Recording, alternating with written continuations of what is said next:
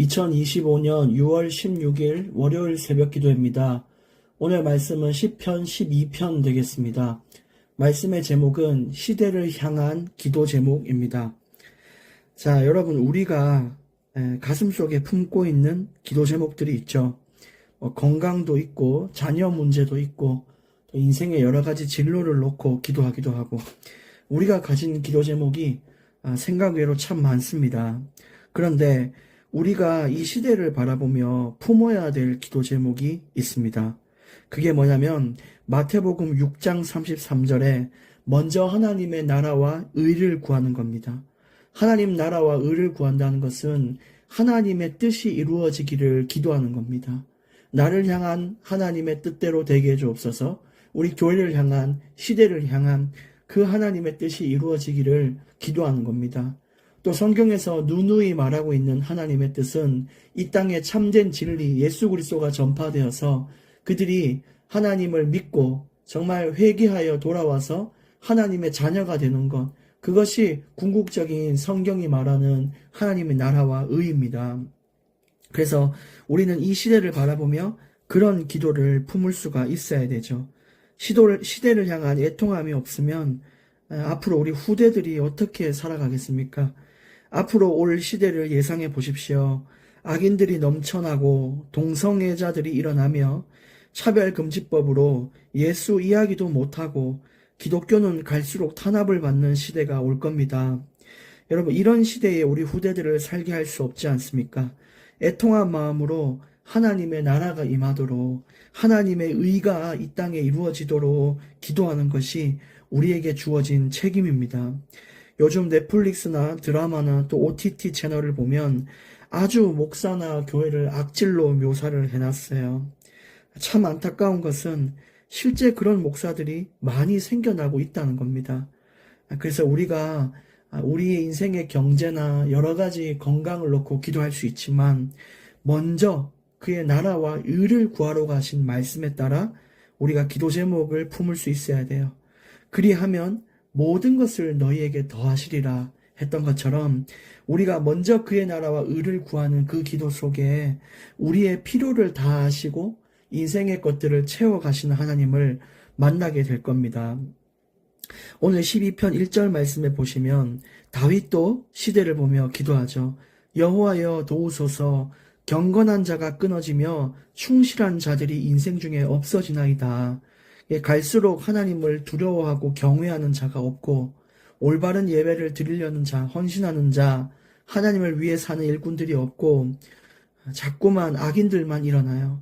교회를 이용해서 이득을 보려는 자들, 내 입맛에 맞춰서 그냥 하는 자들, 교회 안에서는 자리를 차지하기 위해 싸우는 자들, 목회자는 성도를 그냥 자신들의 그 비즈니스로만 보는 안타까운 상황들, 너무 입에 담을 수도 없는 안타까운 일들이 곳곳에서 일어나고 있습니다. 이단과 사이비들은 쉴 새 없이 일어나고 있습니다. 여러분, 경건한 자가 일어나도록 기도하셔야 됩니다. 정말 하나님의 나라와 의가 일어나도록 기도해야 됩니다. 그게 시대의 희망이 될 것입니다. 2절에도 보시면 그들이 이웃에게 각기 거짓을 말하며 아첨하는 입술과 두 마음으로 말하는도다. 이 두 가지 마음을 품은 자들이 너무 많습니다. 이게 바로 경건한 자가 끊어졌다는 증거죠. 교회에서도 믿는다고 말만 하지만 다른 마음으로서는 그냥 내 이득을 바라고 그냥 복만 얻고 싶고 하나님을 위해서 살고 싶진 않고 희생하고 싶진 않고 그냥 내가 왕이 된 인생을 사는 그런 두 가지의 믿음을 가진 신앙인들이 너무 많고요. 세상 밖에도 정이 식고 무정한 시대가 되었는데 말로는 사랑한다고 하면서 실제로는 사람을 욕하고 무너뜨리려고 하고 가식을 떨며 아첨하는 사랑이 식어버린 시대가 되었습니다. 이것을 회복할 수 있는 경건한 자들이 일어나야 됩니다. 우리라도 진실된 마음으로 이웃을 사랑하고 영혼을 사랑하고 진실된 마음으로 부모를 공경하며 하나님을 섬길 수 있는 경건한 자로 살 수 있도록 기도하셔야 됩니다. 우리가 시대를 책임져야 할 막중한 사명이 우리에게 있다는 것을 기억하셔야 돼요. 하나님이 일하실 수 있도록 우리가 기도해야 됩니다.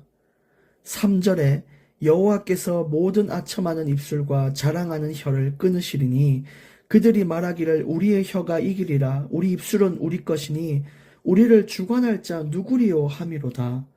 사람들의 교만이 이렇습니다. 그들은 하나님을 두려워하지 않아요. 그저 자기의 경험과 자기의 입술이 다 맞다라고 합니다. 요즘 누가 어디 가서 목사라 그러거나 교회 다닌다 그러면은 눈에 불을 켜고 토론하자는 사람들이 있어요. 근데 그 사람이 진짜 예수님을 알기 위해 토론하는 것이 아니라 예수가 없다라는 거, 부활이 없다라는 거, 기독교가 틀렸다라는 것을 증명하려는 자들이 너무 많습니다. 저도 몇 번이나 그런 사람이 좀 상대해달라 이렇게 얘기를 들은 적이 있는데 항상 기독교를 까내리는 토론이죠. 그래서 아무리 그 사람들에게 진리를 말하고 올바른 말을 말해도 어떻게든 까내리려고 하는 토론, 그런 것들도 사실은 좋고 유익한 것은 아닙니다. 그래서 복음은 선포인 것이죠. 물론 신학적인 토론과 논쟁을 통해 질서를 잡는 것도 중요하지만 실제로 그것이 통하지 않는 악한 악인들이 있습니다. 그래서 하나님은요, 여러분, 논리로 설명 안 되는 그 은혜가 있어요. 이 믿어지는 은혜가 있어요. 또 하나님은 논리를 초월하시는 분이십니다. 인간적인 이해와 상식으로는 이해할 수 없는 분이세요. 어떻게 인간이 하나님을 담을 수 있겠습니까? 그래서 신학도 하나님을 위한 하나님의 열심이다 볼 수 있지만 하나님을 다 설명하기엔 부족한 것입니다. 근데 그런 사람들은 우리의 혀가 이긴다. 니들 말이 맞는지 하나님이 있는지 없는지 나하고 얘기하자 하면서 많은 기독교인들을 까내리고 공격하고 거기에 자부심을 느껴서 성령을 모독하는 자들이 너무 많아요. 근데 그 입술 그대로 망할 것입니다. 5절에 여호와의 말씀에 가련한 자들의 눌림과 궁핍한 자들의 탄식으로 말미암아 내가 이제 일어나 그를 그가 원하는 안전한 지대에 두리라 하시도다. 그러나 이런 악한 시대에도 하나님은 기도하는 자들, 그들이 가련한 자들이죠. 기도하고 애통한 마음을 품고 경건한 자를 위해 기도하고 하나님 나라와 의를 구하는 가련한 자들의 이 눌림과 궁핍함을 아시고 안전한 지대에 두신다고 우리를 보호하시고 이런 자들을 지키신다고 약속하셨습니다. 그러니 우리가 피할 곳은 여호와밖에 없는 것이죠. 우리 후대들이 피할 곳은 여호와 품밖에 없어요. 어떻게든 하나님을 더 알도록 도와야 되고 하나님과 교제할 수 있는 인생을 가르쳐야 하고 예수님이 누구신지를 가르쳐야 됩니다. 그렇게 될 때 우리 후대들은 안전함을 얻을 것입니다. 6절에 여호와의 말씀은 순결하며 흙 도가니에 7번 단련한 은 같도다. 여러분 이 도가니에 단련하면요 일단 이 불순물이 제거되는데 7번 이 완전수 완전하게 순결하게 불순물을 제거한 상태 그게 하나님의 말씀이에요. 거짓이 없고 진리 그 자체며 빛이십니다. 순결하십니다. 그리고 굉장히 단단하여 무너지지 않고 깨어지지 않고 변질되지 않는 것이 하나님의 말씀입니다. 그러니 하나님의 말씀이 반드시 성취된다는 것을 믿고 힘을 얻으십시오. 크게 말하면 천국과 지옥이 있습니다. 성경이 말하는 건 뭡니까? 예수님을 통하여 하나님의 자녀가 된 자들은 천국을 얻을 것이고 하나님을 외면하고 이 혀만 살아서 아첨하는 자들, 악인들, 이런 하나님을 두려워하지 않는 자들은 지옥의 형벌을 면치 못합니다. 그것이 죽어서의 약속이라면 이 땅에서 지키고 보호한다는 약속, 하나님의 나라와 의를 구하며 정말 순결한 자들, 순전하게 하나님을 사랑하는 자들, 경건한 자들, 그들을 이 땅에서 지킨다는 약속도 믿으셔야 돼요. 경제로부터 또 악한 질병으로부터 여러 가지 상황으로부터 지켜주신다는 것입니다. 왜냐? 여호와의 말씀은 순결해요. 반드시 성취됩니다. 이 말씀을 믿고 여러분 정말 하나님께로 피해 보십시오. 7절에 여호와여 그들을 지키사 이 세대로부터 영원까지 보존하시리이다. 그 영원까지 하나님의 이 약속은 유지됩니다. 1년만 지키겠다 이것이 아니에요. 영원토록 우리를 지키고 함께 하신다고 하나님이 약속하셨어요. 요한계시록의 내용에도 이런 내용이 있습니다. 요한계시록의 전반적인 내용은 이렇습니다. 이 로마라는 군대가 와서 이스라엘을 굉장히 압박하고 공격하고 또 수탈하고 무너뜨리려고 하고 정말 당장이라도 죽고 싶을 만큼의 고통이 시대에 찾아왔는 그때에 결국 이야기하는 것은 하나님의 교회는 승리한다. 그게 계시록이에요. 하나님의 성도들은 반드시 승리하고 보호받고 결코 하나님의 말씀과 진리를 전하는 교회는 무너지지 않는 것입니다. 그래서 우리가 이 사실을 믿고 나아야 돼요. 우리에게 이루어질 일을 말하고 있는 것입니다. 8절 비열함이 인생 중에 높임을 받는 때에 악인들이 곳곳에서 날뛰는도다. 이제 앞으로 시대에 대한 이야기죠. 비열함을 가진 자가 인생의 높임을 받고 존중을 받는답니다. 인정을 받는데요. 비열하고 악하게 살아야 사람들의 칭찬을 받고 사람들의 존경을 받는 시대가 올 것입니다. 악인들이 활개를 치며 곳곳에서 날뛰는 이런 시대가 올 겁니다. 이런 시대에 우리는 하나님을 위한 하나님의 뜻을 품은 기도를 할 수 있어야 돼요.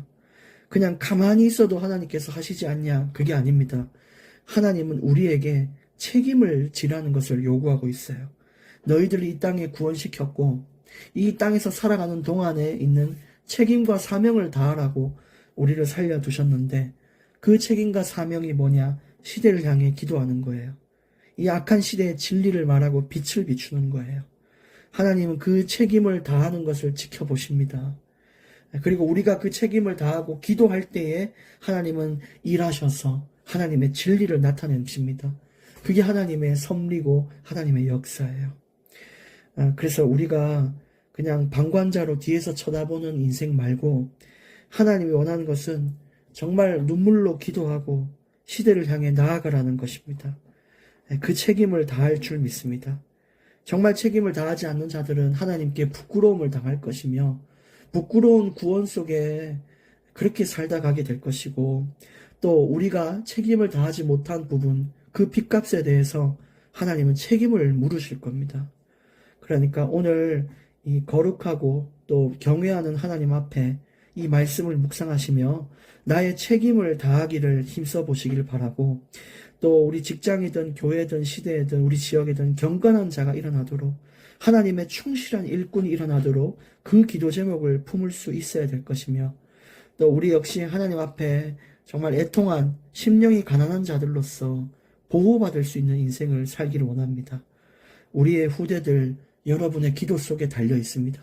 우리 다음 세대들의 미래와 운명이 여러분의 애통한 마음 속에 정해질 것입니다. 우리 진짜 힘내서 시대를 향해 빛을 비추는 그런 하나님의 복된 백성 되기를 원합니다. 하나님 감사합니다. 우리가 하나님의 마음과 뜻을 이 성경을 통해 알게 해주시니 감사합니다. 오늘 시편 말씀을 통하여 또 하나님의 마음을 알았사오니 오늘부터 본격적으로 충실한 일꾼을 보내달라고 기도하게 하여 주시고 주님 그것이 땅에 떨어짐 없이 우리 지역과 직장과 교회에 성취될 수 있도록 인도하여 주시옵소서. 또 내 자신과 우리 후대들과 우리 가문이 안전함 속에 거할 수 있도록 내가 먼저 하나님 앞에 통한 마음으로 정말 심령이 가난한 자로서 주님 앞에 주의 자비를 구하는 자가 되게 하시고 우리에게 주신 이 말씀이 거짓이 한치도 없다는 것을 인정하며 말씀 붙잡고 승리하게 해 주시옵소서. 악인들을 하나님께 맡겨드리오니 그 악인들의 팔을 꺾으사 주의 공의로움을 나타내 주시옵소서. 우리의 모든 억울함을 주께서 해결하여 주시옵소서. 예수 그리스도 이름으로 기도합니다. 아멘.